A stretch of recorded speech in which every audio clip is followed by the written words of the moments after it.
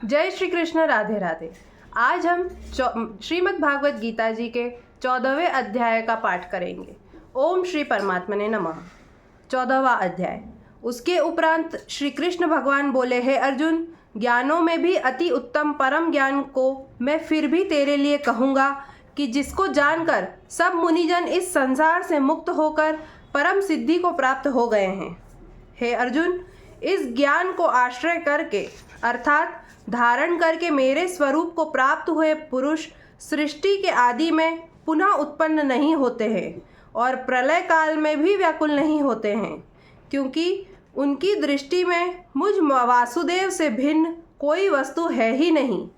हे अर्जुन, मेरी महत ब्रह्म रूप प्रकृति अर्थात त्रिगुणमयी माया संपूर्ण भूतों की योनि है, अर्थात गर्भाधान का स्थान है, और मैं उस योनि में चेतन रूप बीज को स्थापन करता हूँ।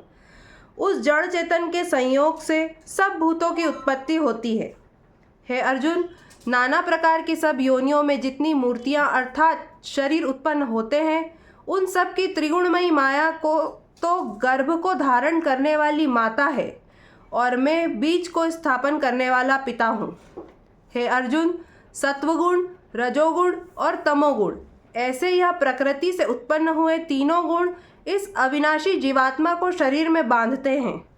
हे निष्पाप, उन तीनों गुणों में प्रकाश करने वाला निर्विकार सत्वगुण तो निर्मल होने के कारण सुख की आसक्ति से और ज्ञान की आसक्ति से अर्थात ज्ञान के अभिमान से बांधता है।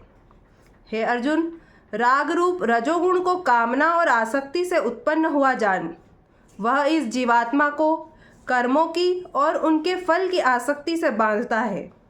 और हे अर्जुन, सर्व देहाभिमानियों के मोहने वाले तमोगुण को अज्ञान से उत्पन्न हुआ जान। वह इस जीवात्मा को प्रसाद, आलस्य और निद्रा के द्वारा बांधता है, क्योंकि हे अर्जुन, सत्वगुण सुख में लगाता है और रजोगुण कर्म में लगाता है तथा तमोगुण तो ज्ञान को आच्छादन करके अर्थात ढक के प्रमाद में भी लगाता है।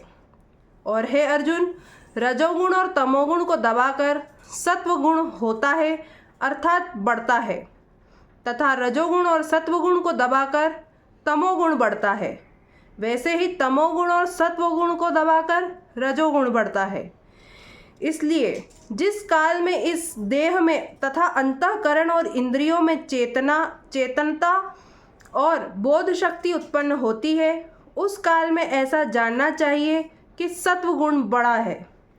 और हे अर्जुन, रजोगुण के बढ़ने पर लोभ और प्रवृत्ति अर्थात सांसारिक चेष्टा तथा सब प्रकार के कर्मों का स्वार्थ बुद्धि से आरंभ एवं अशांति अर्थात मन की चंचलता और विषय भोगों की लालसा, यह सब उत्पन्न होते हैं।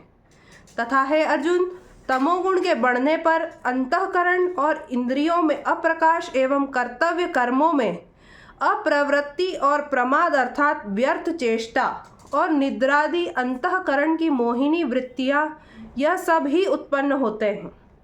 हे अर्जुन, जब यह जीवात्मा सत्वगुण की वृद्धि में मृत्यु को प्राप्त होता है, तब तो उत्तम कर्म करने वालों के मल रहित अर्थात दिव्य स्वर्गादि लोगों को प्राप्त होता है। रजोगुण के बढ़ने पर अर्थात जिस काल में रजोगुण बढ़ता है, उस काल में मृत्यु को प्राप्त होकर कर्मों की आसक्ति वाले मनुष्य में उत्पन्न होता है, तथा तमोगुण के बढ़ने पर मरा हुआ पुरुष, कीट, पशु आदि मूढ़ योनियों में उत्पन्न होता है। क्योंकि सात्विक कर्म का तो सात्विक अर्थात सुख, ज्ञान और वैराग्य आदि निर्मल फल कहा गया है, और राजस का फल, कर्म का फल दुख एवं तामस कर्म का फल अज्ञान कहा गया है। सत्वगुण से ज्ञान उत्पन्न होता है और रजोगुण से निसंदेह लोभ उत्पन्न होता है, तथा तमोगुण से प्रमाद और मोह उत्पन्न होते हैं और अज्ञान भी होता है। इसलिए सत्वगुण में स्थित हुए पुरुष स्वर्गादि उच्च लोकों को जाते हैं, और रजोगुण में स्थित राजस पुरुष मध्य में अर्थात मनुष्य लोक में ही रहते हैं, एवं तमोगुण के कार्य रूप निद्रा, प्रमाद और आलस्य आदि में स्थित हुए तामस पुरुष अधोगति को अर्थात कीट, पशु आदि नीच योनियों को प्राप्त होते हैं। हे अर्जुन, जिस काल में दृष्टा अर्थात समष्टि चेतन में एक ही भाव से स्थित हुआ साक्षी पुरुष तीनों गुणों के सिवा अन्य किसी को करता नहीं देखता है, अर्थात गुण ही गुणों में बरतते हैं ऐसा देखता है और तीनों गुणों से अति परे सच्चिदानंद घन स्वरूप मुझ परमात्मा को तत्व से जानता है, उस काल में वह पुरुष मेरे स्वरूप को प्राप्त होता है तथा यह पुरुष इन स्थूल शरीर की उत्पत्ति के कारण तीनों गुणों को उल्लंघन करके जन्म, मृत्यु, वृद्धावस्था और सब प्रकार के दुखों से मुक्त हुआ परमानंद को प्राप्त होता है।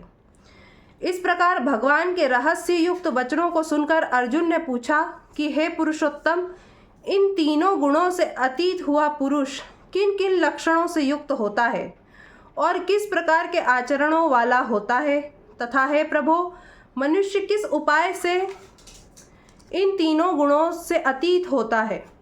इस प्रकार अर्जुन के पूछने पर श्री कृष्ण भगवान बोले, हे अर्जुन, जो पुरुष सत्वगुण के कार्य रूप प्रकाश को और रजोगुण के कार्य रूप प्रवृत्ति को तथा तमोगुण के कार्य रूप मोह को भी न तो प्रवृत्त होने पर बुरा समझता है और न निवृत्त होने पर उनकी आकांक्षा करता है, तथा जो साक्षी के सदृश स्थित हुआ गुणों के द्वारा विचलित नहीं किया जा सकता है और गुण ही गुणों में बरतते हैं ऐसा समझता हुआ जो सच्चिदानंद घन परमात्मा में एक ही भाव से स्थित रहता है एवं उस स्थिति से चलायमान नहीं होता है, जो निरंतर आत्मभाव में स्थित हुआ दुख सुख को समान समझने वाला है तथा मिट्टी, पत्थर और सुवर्ण में समान भाव वाला और धैर्यवान है, तथा जो प्रिय और अप्रिय को बराबर समझता है और अपनी निंदा स्तुति में भी समान भाव वाला है, तथा जो मान और अपमान में सम है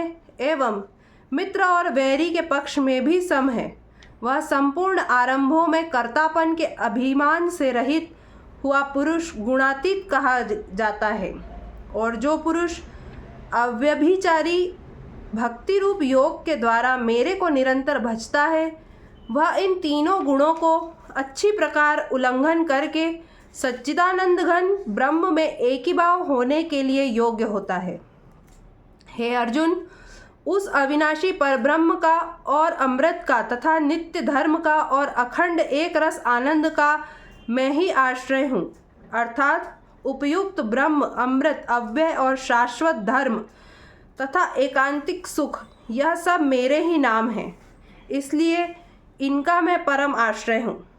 इति श्रीमद्भगवद गीता रूपी उपनिषद एवं ब्रह्म विद्या तथा योग शास्त्र विषयक श्री कृष्ण और अर्जुन के संवाद में गुणत्रय विभाग योग नामक 14वां अध्याय समाप्त होता है। जय श्री कृष्ण। राधे राधे।